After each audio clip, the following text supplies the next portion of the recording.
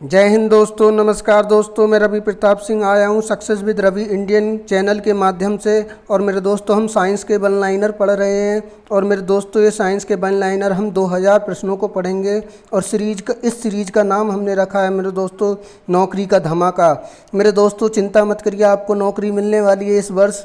और मेरे दोस्तों, मैं वादा करता हूँ, मेरी पूरी उम्मीद है कि इस सीरीज़ से ग्रुप डी हो, लेखपाल हो या यूपी पुलिस हो, बहुत सारे प्रश्न साइंस के आने वाले हैं। तो आइए मेरे दोस्तों, देर ना करते हुए पढ़ते हैं वन लाइनर साइंस के। देखिए मेरे दोस्तों, पहला वन लाइनर है, तारक काय की खोज किसने की?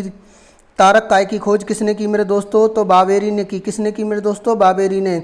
अब मेरे दोस्तों अगला देखिए, तारक काय किन कोशिकाओं में पाया जाता है? तो मेरे दोस्तों, जंतु कोशिकाओं में पाया जाता है, पादप कोशिकाओं में नहीं पाया जाता। समसूत्री कोशिका विभाजन में ध्रुवों का निर्माण कौन करता है मेरे दोस्तों? तो सेंट्रियोल करता है। कौन करता है? सेंट्रियोल मेरे दोस्तों। अंतःप्रद्रव्य जालिका का क्या काम है मेरे दोस्तों? वसाओं व प्रोटीन के निर्माण में सहायक होती है अंतःप्रद्रव्य जालिका। अगला वन लाइनर है मेरे दोस्तों, अंतःप्रद्रव्य जालिका के ऊपर लगी कणों जैसी संरचना को क्या कहते हैं मेरे दोस्तों? राइबोसोम कहते हैं। सबसे पहले पादप कोशिका में राइबोसोम को किसने देखा मेरे दोस्तों? तो रॉबिन्सन और ब्राउन ने। देखिए, रॉबिन्सन और ब्राउन ने क्या देखा था? पादप कोशिका में सबसे पहले राइबोसोम को देखा था। सबसे पहले जंतु कोशिका में राइबोसोम को किसने देखा मेरे दोस्तों? जीई पैलाडे। जीई पैलाडे। तो मेरे दोस्तों, इसके खोजकर्ता भी जीई पैलाडे माने जाते हैं राइबोसोम के। अगला वन लाइनर है मेरे दोस्तों, पैलाडे ने जंतु कोशिका में राइबोसोम को कब देखा? 1955 में देखा मेरे दोस्तों, 1955 में। राइबोसोम बने होते हैं मेरे दोस्तों राइबो न्यूक्लिक अम्ल, आरएनए व प्रोटीन से। राइबोसोम किसके बने होते हैं दोस्तों? राइबो न्यूक्लिक अम्ल, आरएनए व प्रोटीन। मेरे दोस्तों, अगर शर्करा की बात करें, आरएनए में शर्करा की बात करें तो कौन सी होती है? राइबोस शर्करा होती है। अगर मेरे दोस्तों डीएनए की बात करें मेरे दोस्तों, तो डीएनए में डीऑक्सी राइबोस शर्करा होती है। तो राइबो न्यूक्लिक अम्ल यानी आरएनए की फुल फॉर्म भी है। अगला वन लाइनर देखते हैं मेरे दोस्तों, प्रोटीन संश्लेषण के लिए उपयुक्त स्थान कौन प्रदान करता है मेरे दोस्तों? राइबोसोम करता है। प्रोटीन की फैक्ट्री किसे कहते हैं मेरे दोस्तों? राइबोसोम को कहते हैं। स्तनियों की किस रुधिर कणिका में राइबोसोम व अंतःप्रद्रव्य जालिका नहीं पाई जाती?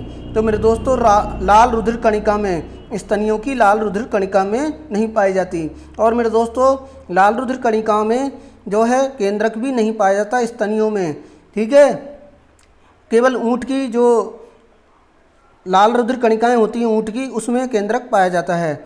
अगला देखिए वन लाइनर, माइटोकॉन्ड्रिया की खोज किसने की? अल्टमैन ने की मेरे दोस्तों माइटोकॉन्ड्रिया की खोज। माइटोकॉन्ड्रिया की खोज कब हुई? 1886 में हुई। बहुत इंपॉर्टेंट प्रश्न है मेरे दोस्तों। किस वैज्ञानिक ने माइटोकॉन्ड्रिया नाम रखा था मेरे दोस्तों? वेंडा ने। सी वेंडा पूरा नाम था इनका।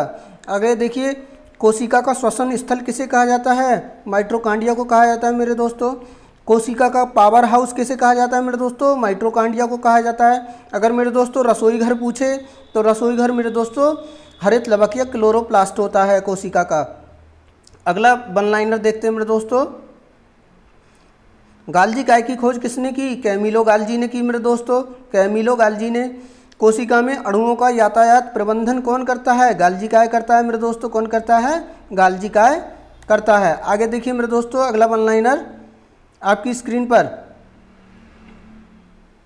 देखिए मेरे दोस्तों, आपकी स्क्रीन पर अगला वन लाइनर है, लाइसोसोम की खोज की थी डी डुबे ने की थी मेरे दोस्तों। किसने की थी? डी डुबे ने की थी। अगला वन लाइनर देखते हैं मेरे दोस्तों, बाहरी पदार्थों का भक्षण व पाचन कौन करता है? गाल्जी का है मेरे दोस्तों। लाइसोसोम की खोज डी डुबे ने की।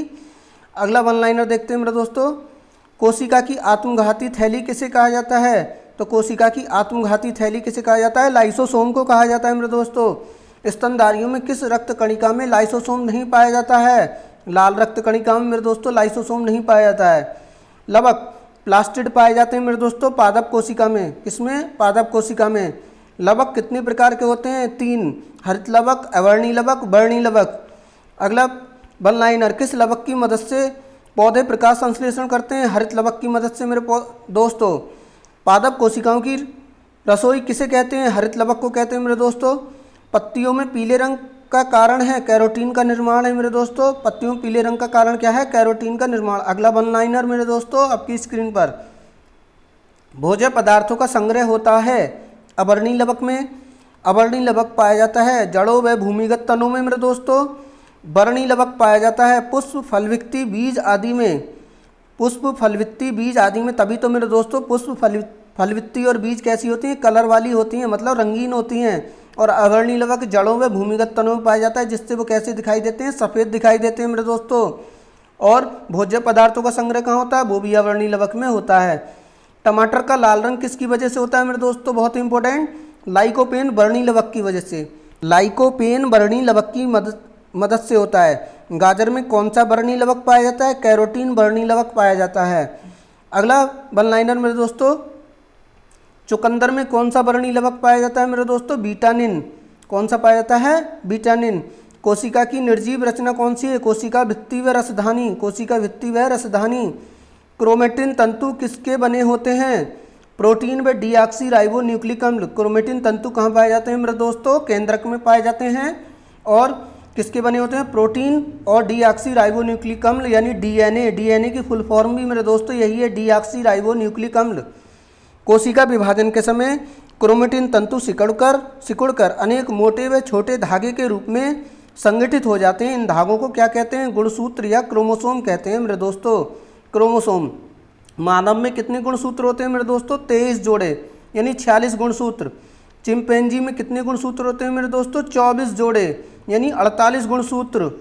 बंदर में कितने गुणसूत्र होते हैं मेरे दोस्तों? 21 जोड़े, यानी 42 गुणसूत्र। देखिए मानव में 23 जोड़े, चिंपैंजी में 24 जोड़े, बंदर में 21 जोड़े। बहुत इंपॉर्टेंट। अगले वन लाइनर की ओर चलते हैं। प्रत्येक गुणसूत्र में जेली के समान गाढ़े पदार्थ को क्या कहते हैं? मैट्रिक्स कहते हैं मेरे दोस्तों।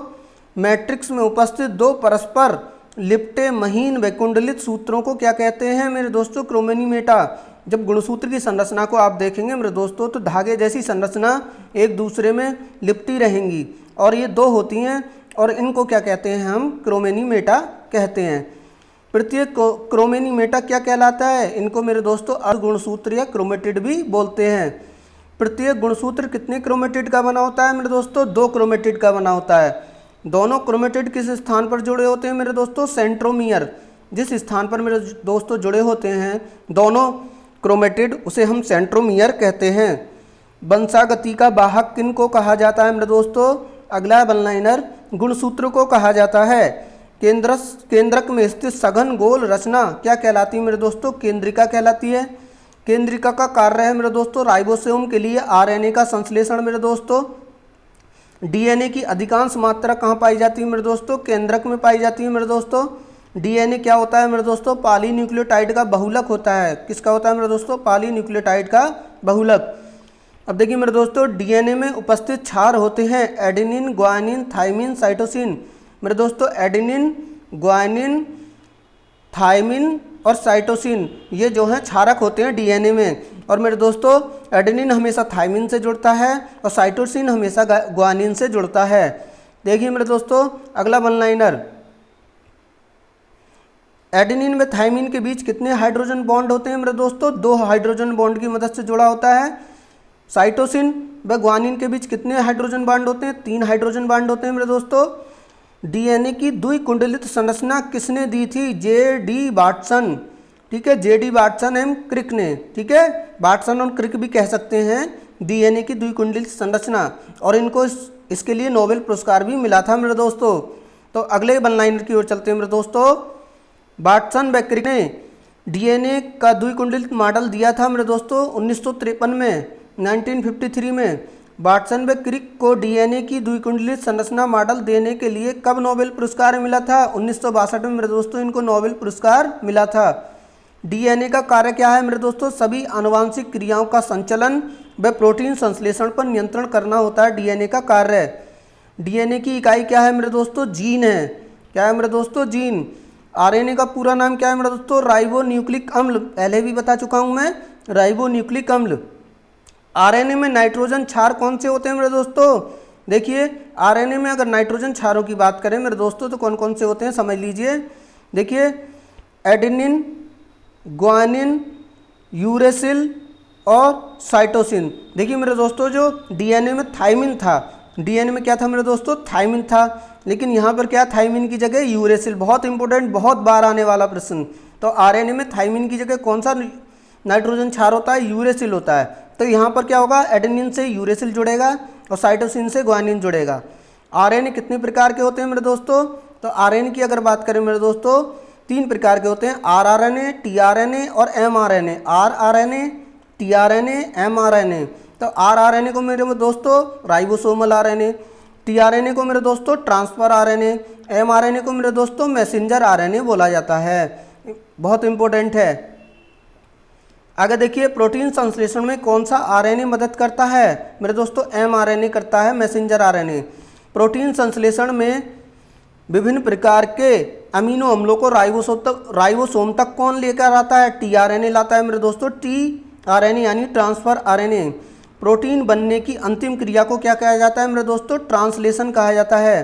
देखिए एमआरएनए का कार्य होता है, तो क्या होता है एमआरएनए कार्य, केंद्रक से आदेश लेकर विभिन्न अमीनो अम्लों को चुनना व राइबोसोम पर मंगवाना, ये काम होता है एमआरएनए का। ऐसा होता है दोस्तों, जब डीएनए जो केंद्रक में होता है, देखिए केंद्रक की कोशिका पर नियंत्रण रखता है, और केंद्रक जैसे ये मेरे दोस्तों कोशिका है, इसमें केंद्रक है, ठीक, इसमें केंद्रक में क्या है, डीएनए है, ये सभी जो है कोशिका पर नियंत्रण रखता है। और डीएनए क्या करता है मेरे दोस्तों, एक मैसेज अपनी जो है प्रतिलिपि बनाता है, और उसको हम कहते हैं, एक मैसेज होता है वो, और इसको हम बोल देते हैं एमआरएनए। क्या बोल देते हैं मेरे दोस्तों, एमआरएनए।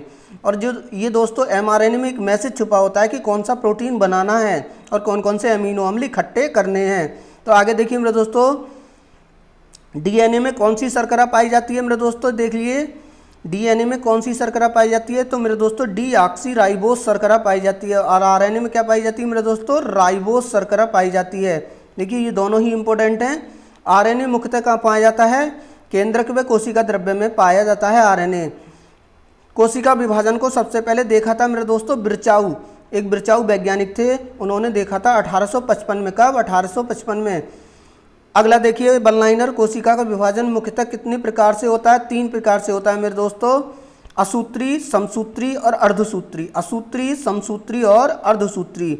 अगला वन लाइनर मेरे दोस्तों आपकी स्क्रीन पर, अविकसित कोशिका जैसे जीवाणु, नीली हरी शैवाल, यीस्ट, अमीबा तथा प्रोटोजोआ में कौन सा विभाजन पाया जाता है, तो मेरे दोस्तों असूत्री विभाजन पाया जाता है। याद रख लीजिए, जो मेरे दोस्तों प्रोकैरियोटिक होती हैं और जो एक कोशिकीय जीव होते हैं, उनमें अधिकतर असूत्री विभाजन पाया जाता है। समसूत्री कोशिका विभाजन, देखिए मेरे दोस्तों, समसूत्री कोशिका विभाजन को माइटोसिस नाम किस वैज्ञानिक ने दिया, तो ठीक है। और सबसे पहले जंतु कोशिका में किसने देखा, तो बाल्थियर फ्लेमिंग ने देखा था 1879 में, 1879 में, और इन्होंने ही क्या दिया था, माइटोसिस नाम दिया था। समसूत्री कोशिका विभाजन, समसूत्री कोशिका विभाजन किस कोशिका में होता है, कायिक कोशिका में होता है मेरे दोस्तों। किस वैज्ञानिक ने कोशिका में अर्धसूत्री विभाजन को मियोसिस नाम दिया मेरे दोस्तों, फार्मर तथा मुरे ने। किसने दिया मेरे दोस्तों, मियोसिस, फार्मर तथा मुरे ने। अर्धसूत्री कोशिका विभाजन की खोज सबसे पहले की थी, किसने की थी मेरे दोस्तों, बीजमैन ने। एक बीजमैन वैज्ञानिक हुए मेरे दोस्तों, उन्होंने किसकी खोज की थी, अर्धसूत्री कोशिका विभाजन की। अगला वन लाइनर देखिए मेरे दोस्तों, अगला वन लाइनर, अर्धसूत्री कोशिका विभाजन सर्वप्रथम विस्तृत अध्ययन किया था। अर्धसूत्री कोशिका विभाजन का सर्वप्रथम विस्तृत अध्ययन किसने किया था मेरे दोस्तों, स्ट्रसबर्गर ने, स्ट्रसबर्गर ने। अगला देखिए, अर्धसूत्री कोशिका विभाजन किस प्रकार की कोशिका में होता है, जनन कोशिका में मेरे दोस्तों, किसमें, जनन कोशिका में।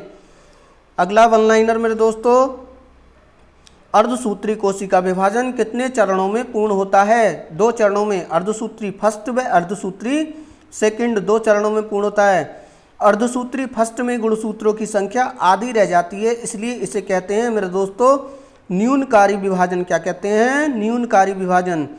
अर्धसूत्री प्रथम विभाजन में कितनी अवस्थाएं होती हैं मेरे दोस्तों, तो अर्धसूत्री प्रथम यानी फर्स्ट विभाजन में 4 अवस्थाएं होती हैं मेरे दोस्तों। कौन कौन सी, प्रोफेज प्रथम, मेटाफेज प्रथम, एनाफेज प्रथम, टीलोफेज प्रथम। इसको ऐसे भी बोल सकते हैं मेरे दोस्तों, prophase first, metaphase first, anaphase first, telophase first.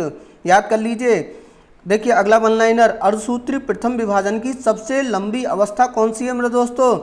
तो अर्धसूत्री प्रथम विभाजन या अर्धसूत्री फर्स्ट विभाजन की मेरे दोस्तों सबसे लंबी अवस्था है प्रोफेज फर्स्ट। कौन सी? प्रोफेज प्रथम या प्रोफेज फर्स्ट।